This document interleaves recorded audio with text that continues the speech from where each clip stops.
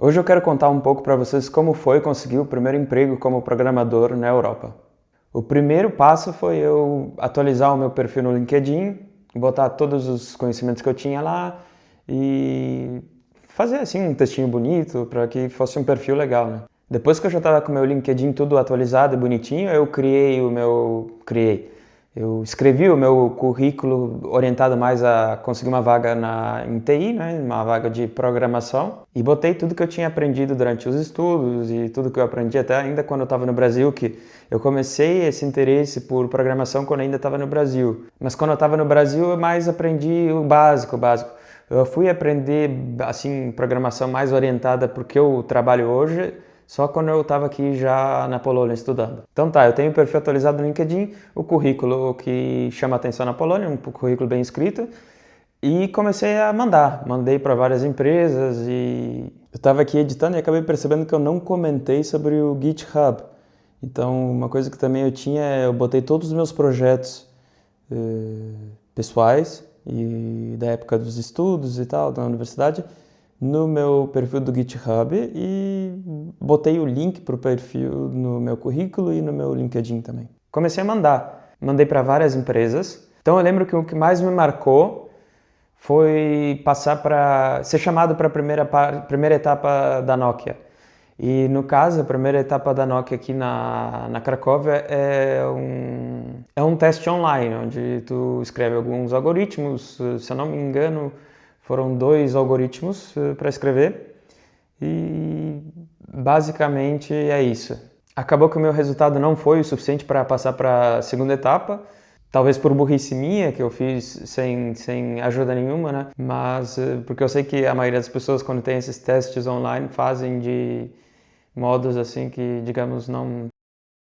Tá, então depois dessa prova da Nokia que acabou não dando certo, teve uma segunda empresa, uma empresa aqui da Polônia, que é a maior empresa de tecnologia da Polônia, o nome é Komar, e lá eu fui chamado para entrevista normal, assim, já sem teste de algoritmo, simplesmente uma entrevista, assim, pela internet também, mas já com pessoas, né? Uma entrevista, assim, perguntas relacionadas à programação, relacionadas ao que eu tinha no meu currículo e exercício de escrever código e tudo mais, né? Eu me lembro que eu me estressei um monte para essa entrevista. Eu ainda estava morando num quartinho bem pequenininho, apertadinho, assim, e eu me fechei a porta, né? Porque era um apartamento que tinha 6 pessoas morando.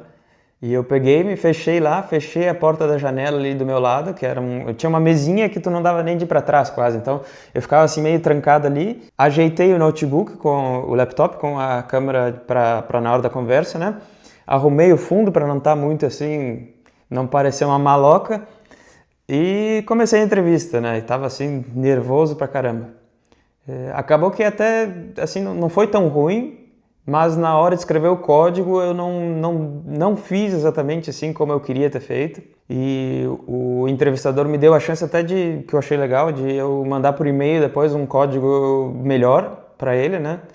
Então, quando acabou a entrevista, mesmo eu estando bem cansado, porque a entrevista foram várias perguntas até envolvendo eletrônica, envolvendo tudo que poderia estar envolvido com os meus estudos na época, né? E depois que a entrevista acabou, eu peguei e melhorei aquele meu código e enviei por e-mail para ele. Eu até achei que a entrevista tinha dado certo, assim, mas não estava com tanta certeza. Eu acho que uma semana depois, mais ou menos, ou talvez até menos, eu recebi a ligação do pessoal da empresa avisando que eles gostariam de me contratar. Me lembro que eu fiquei muito feliz na época, porque eu queria bastante já começar a entrar nesse mercado de programação e tudo mais. O salário não foi assim um grande salário. Claro, se for comparar com o Brasil, foi um salário bom, assim, para inicial, né, para quem está iniciando na área de programação. Mas foi 3.600 zloty. Em reais, eu acho que na época dava tipo uns 5.000, 6.000 reais. Não, 6.000 não.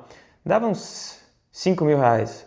Mas a questão é que eu ainda estava estudando, né? Então eu não estava turno integral, porque os estudos aqui normalmente são durante o dia e dá para dar uma ajustada assim para tu conseguir trabalhar e tudo mais, mas turno integral 100% é complicado. Então esse salário inicial foi esse 3.600 zloty e eu lembro que depois de Acho que depois de uns 3 meses, mais ou menos, eu acabei recebendo várias mensagens no LinkedIn e acabei conversando lá com o pessoal da gerência que eu achava que eu merecia um aumento, né? Então acabou que também recebi o meu primeiro aumento, daí passou para 4.100, 4.200, acho que era. Depois, mais uns meses, o meu próximo aumento, mais uns 2, 3 meses, passou para 6.000. E o último aumento nessa empresa passou para 7.000, acho que foi alguma coisa assim, 7.100, 7.200 złota, que daí já é um salário relativamente bom, assim. Ainda está longe de ser o salário de um engenheiro de software aqui na Polônia mais sênior, mas é um salário relativamente bom já. Então era isso por hoje. O ponto principal que eu queria passar aqui agora é que isso vale para o mundo inteiro, eu acredito, né? Mas no caso aqui da Polônia, o LinkedIn é ferramenta indispensável. A quantidade de mensagem que eu recebo convidando para entrevista é enorme. Um dia, de repente, eu posso até mostrar assim rapidinho, eu posso passar e não acaba mais aquelas mensagens, né? Claro, foi juntando de alguns anos, né? Mas seguido tem mensagens, porque eles também mandam de outros países, né? Não é só da Polônia aqui, em toda a Europa. Acaba que seguido eu recebo alguma da Alemanha, da Suíça também algumas vezes recebi, da Holanda, da Suécia.